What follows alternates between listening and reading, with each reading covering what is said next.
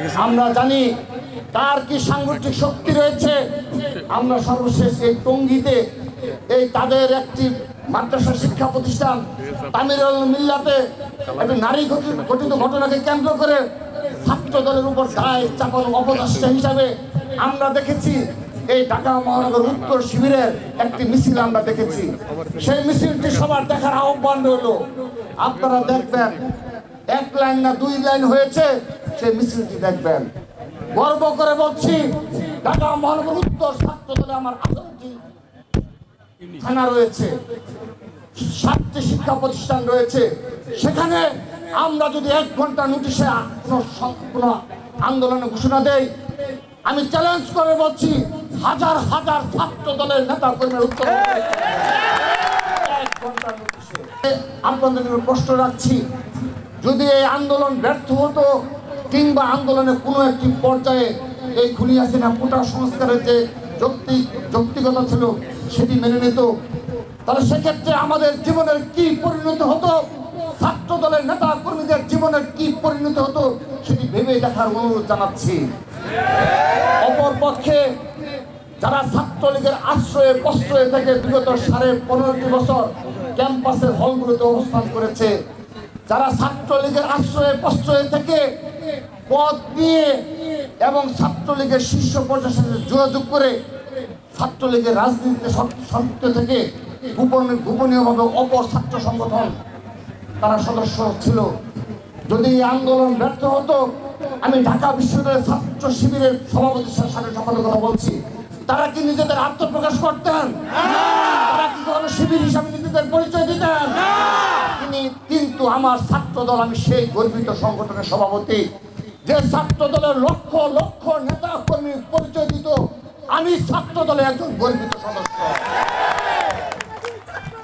আমরা এই আজকের এই অনুষ্ঠান থেকে আরেকটি বিষয় বলতে চাই, এই জুলাই আগস্টের পরের বাস্তবতায়ও আমরা অপর ছাত্র সংগঠন আপনারা যারা রয়েছেন, আপনাদের সকলের সাংগঠনিক স্ট্রাকচার কি আমরা সব সময় ফলো করি। আপনারা ভেবে থাকবেন না সোশ্যাল মিডিয়ার প্রপাগান্ডার মাধ্যমে রাজপথে যারা রয়েছে সাধারণ শিক্ষার্থীদের বিভ্রান্ত করবেন, এটি ভাবলে ভেবে থাকবেন আপনারা বুকার স্বর্গে বসবাস করছেন। তামিরুল মিল্লাত কামিল মাদ্রাসার মতো একটা পবিত্র অঙ্গনে আমাদের মাদ্রাসার কোরআন ইলম বুকে ধারণ করা দাড়িওয়ালা একটা সভ্য ভদ্র একটা ছেলেকে আমরা দেখলাম ফেসবুকে, আমরা আহত হয়েছি। বিগত 15 বছরে যারা মাদ্রাসায় হামলা করার সাহস পায় নাই, আজকে নতুন এমন ফেসিবাদের জন্ম কেউ কেউ দিচ্ছেন। আমাদের এই মাদ্রাসার ছাত্রকে আহত করতেও তারা দ্বিধা করেন না। মনে রাখতে হবে, আমাদের আমির জামাত স্লোগান শিখান, আবু সাইদ মুগ্ধ, শেষ হয়নি যুদ্ধ, এই যুদ্ধ করে এই ফেসিবাদকে মোকাবেলা করা হবে। আমাদের কুয়েট, সেখানকার ছাত্রদেরকে রক্তাক্ত করা হলো না শুধু, আগে হেলমেট বাহিনী ছিল, আগে হাতুড়ি লীগ ছিল, এখন রামদা দল নামে কারো কারো আত্মপ্রকাশ করছে, ছাত্র সমাজ তাও মোকাবেলা করবে। এই দেশে যদি আবার চাঁদাবাজের কোনো সংস্কৃতি কেউ চালু করতে চায়, তার বিরুদ্ধে অন্যায় হিসাবে চিহ্নিত করে তার বিরুদ্ধেও আমরা মাথা উঁচু করে তাকেও আমরা প্রতিরোধ করব। আমরা খুব দুর্ভাগ্যজনকভাবে লক্ষ্য করছি, শিক্ষা প্রতিষ্ঠানগুলোকে পরিকল্পিতভাবে অস্থিতিশীল করে কোনো ক্ষেত্রে এই সরকারকে দ্রুত সময়ে ব্যর্থ করে, সংস্কারকে ব্যাহত করে, তথাকথিত যে কোনো উপায়ে একটা নির্বাচন আদায় করার লক্ষ্যে জনগণ এখন বলছে।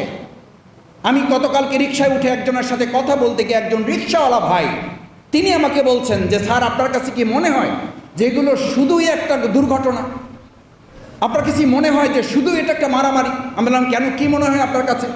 বললো যে, স্যার এটা আমরা তো নিজেরা যখন এক জায়গায় বসে আলোচনা করি, আমাদের কাছে মনে হয় এই সমস্ত বিশৃঙ্খলাগুলো করার মূল লক্ষ্য হচ্ছে সংস্কারকে ব্যাহত করে তথাকথিত একটা নির্বাচন দ্রুত করার মধ্য দিয়ে কেউ কেউ ক্ষমতায় যাওয়ার জন্য একটা দুঃস্বপ্ন বাস্তবায়ন করবে।